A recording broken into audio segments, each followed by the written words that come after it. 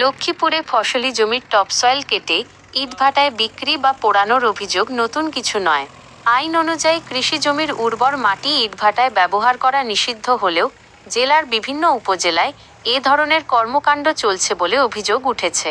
এতে ক্ষতিগ্রস্ত হচ্ছে আবাদি জমি, কমছে মাটির উর্বরতা আর ঝুঁকির মুখে পড়ছে কৃষি উৎপাদন। স্থানীয়দের অভিযোগ, সদর, কমলনগর, রামগতি, রামগঞ্জ ও রায়পুর উপজেলার ২১৭টি বৈধ অবৈধ ইটভাটার অনেকগুলোতেই ফসলি জমির মাটি ব্যবহার করা হচ্ছে।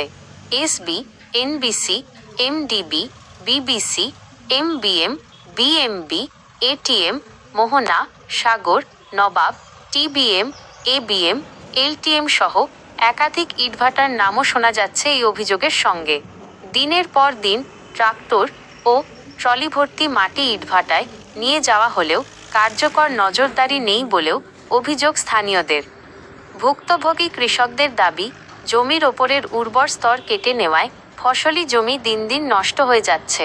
শুধু কৃষিই নয়, এর প্রভাব পড়ছে পরিবেশ ও জলাবদ্ধতার ওপরও। তাদের মতে, মাটির স্বাভাবিক ভারসাম্য নষ্ট হওয়ায় নিচু অঞ্চল আরও ঝুঁকিপূর্ণ হয়ে উঠছে।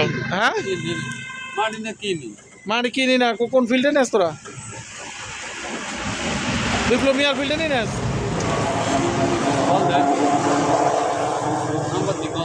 হ্যাঁ দে ঢালো, তাড়াতাড়ি মাটি ঢালি দাও, যে মাটি আর নেওয়া যাবে না কখনো।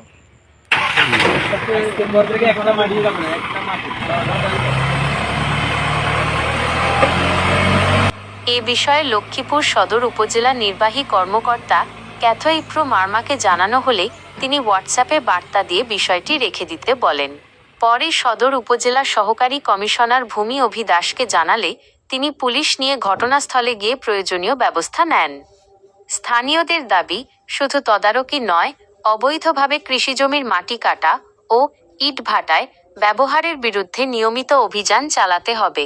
নইলে ফসলি জমি হারিয়ে কৃষি ও পরিবেশ দুটিই বড় সংকটে পড়বে।